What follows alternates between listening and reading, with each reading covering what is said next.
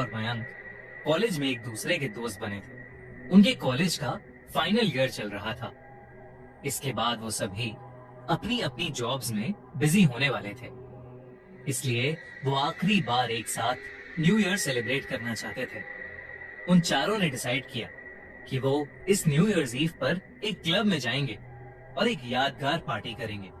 लेकिन उन्हें नहीं पता था कि वो पार्टी उन्हें एक ऐसी भयानक याद दे जाएगी जो वो भुलाए नहीं भूल पाएंगे।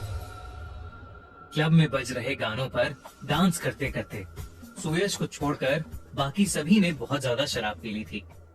जैस्मिन ने तो इतनी पी ली थी कि शराब के नशे में उससे सीधा खड़ा भी नहीं हुआ जा रहा था। रात बहुत हो चुकी थी क्योंकि सुयश ने शराब नहीं पी थी, इसलिए उसने बाकी सभी को घर ले जाने की रिस्पॉन्सिबिलिटी उठाई। उसने सबको जैसे तैसे करके गाड़ी में बिठाया। गाड़ी की फ्रंट सीट पर मयंक बैठा था और पीछे जैस्मिन और तारा। शराब पीने की वजह से वो तीनों ही अपने होशो आवाज में नहीं थे। तभी अचानक गाड़ी चलाते हुए सुयश की नजर पीछे की सीट पर गई और वो अचानक सुन्न पड़ गया। उसने देखा कि जैस्मिन और तारा के बीचों बीच एक लड़की बैठी हुई थी। सुयश की नजरें उस लड़की से मिली तो उस लड़की की आंखों से अचानक खून के आंसू निकलने लगे। ये देखते ही सुयश घबरा उठा और गाड़ी का स्टीयरिंग एक तरफ घूम गया। सुयश ने जैसे तैसे करके गाड़ी संभाली और एक जगह आकर गाड़ी रोक दी। उस लड़की को देखकर सुयश की रूह कांप गई थी।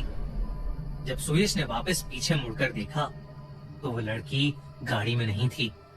सुयश ने अपने बगल में बैठे मयंक को नींद से उठाया और उससे कहा कि पिछली सीट पर कोई बैठा हुआ था।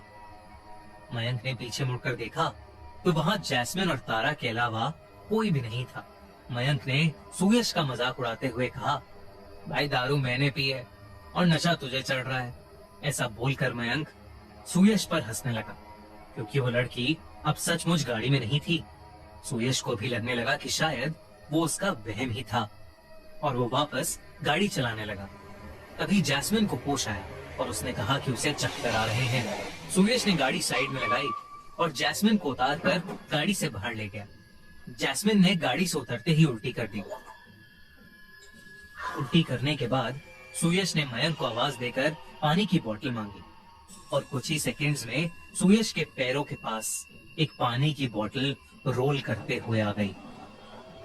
सुयश ने उस बोतल को उठाया और मुड़कर देखा तो मयंक और तारा गाड़ी में ही सो रहे थे।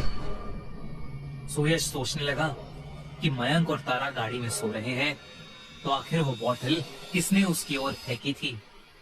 पर जैस्मिन की हालत ठीक नहीं लग रही थी तो सुयश ने फटाफट से वो बोतल जैस्मिन को दे दी। सुयश को अब कुछ तो अजीब लग रहा था, बस वो जल्दी से जल्दी घर पहुंचना चाहता था।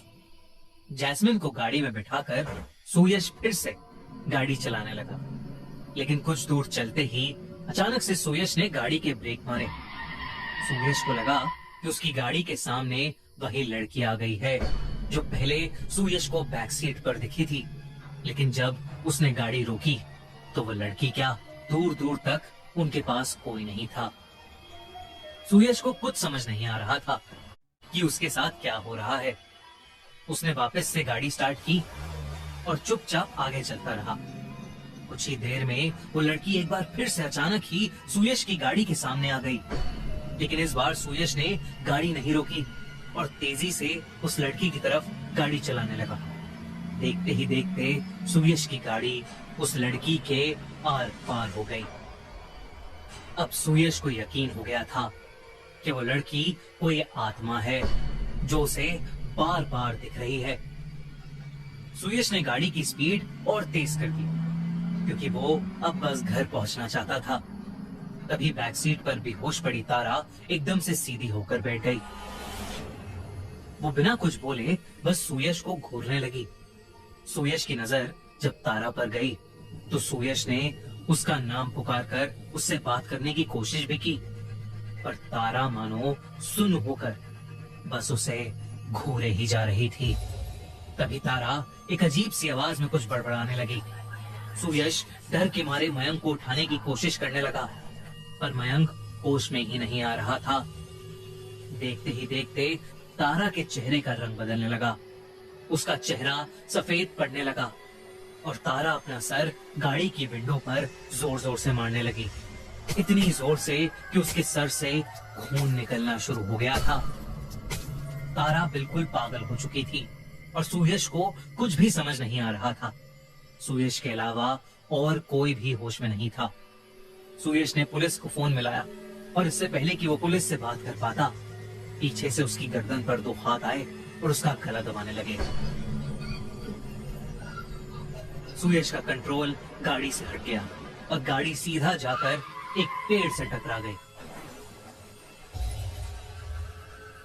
सुयश को जब होश आया तो वो एक हॉस्पिटल में था। उसी रूम के बेड पर मयंक भी लेटा हुआ था।